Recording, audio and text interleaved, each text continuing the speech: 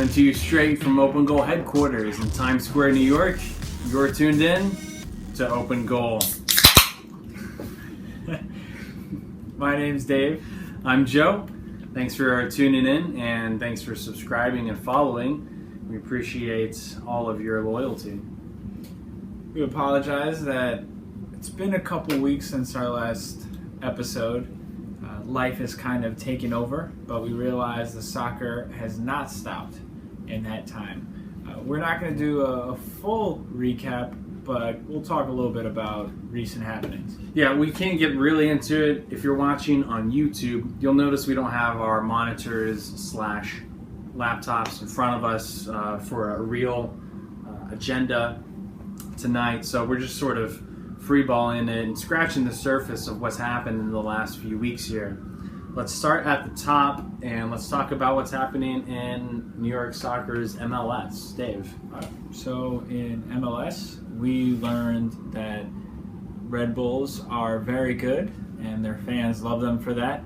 We also learned NYCFC are not very good and their fans love them anyway, or at least they hope with the new amped prices. So. Yeah, everyone's raising their prices around the city. Soccer is getting pretty hot. But interesting to see the almost complete reversal of town hall meetings for the Red Bulls after the earlier one. Now they sort of like the club. Well, it's tough to be mad about firing Petke when the next coach goes on to be so successful. No trophies yet, no supporter shield, none of that. Exactly. But things are going pretty well. They're one game away from clinching a playoff spot. So doing pretty well. New York City FC, on the other hand, not doing so hot. Not ashamed of them. Still proud of my boys, but could be doing better. Tough expansion year, whatever. Well, I mean, if you look at Red Bull's last game, you're talking about a 3-2 shootout victory, come from behind win in a intimate Red Bull arena. Yeah. Let's jump down to the NASL and the New York Cosmos. They're in third place.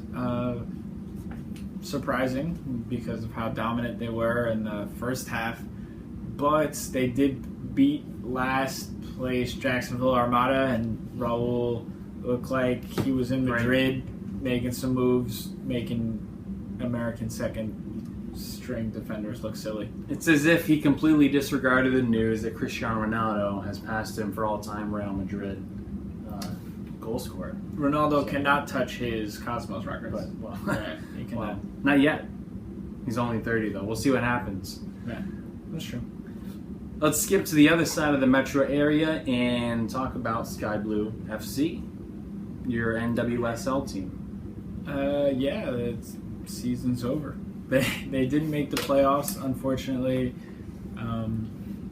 Only 4 out of the 9 teams make the playoffs. They had a late push, but season started too poorly for them to really have a chance.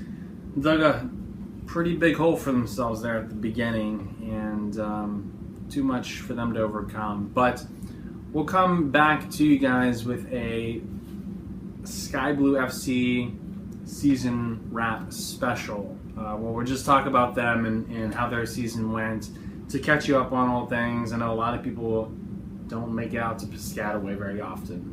No, it's not convenient. So, other than that, all your other leagues are pretty much in full swing around the New York City area, your lower leagues, including Brooklyn Bridge Park.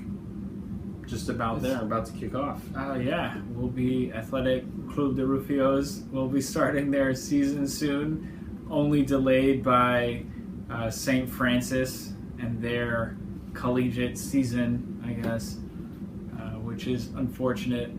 St. John's is also kicking off their season. We'll be learning along with you what's going on with that. I don't know. There's certainly a lot of soccer for everyone involved around New York City. So whatever you are, if you're a spectator, if you're a player, there's a role for you, certainly. Until then, and until our next episode, we're going to, again, get back to you with some Sky Blue action. We're going to get back to you with some more details on New York City FC, the Red Bulls, and Cosmos action. But until then, keep it true, keep it blue. 1992.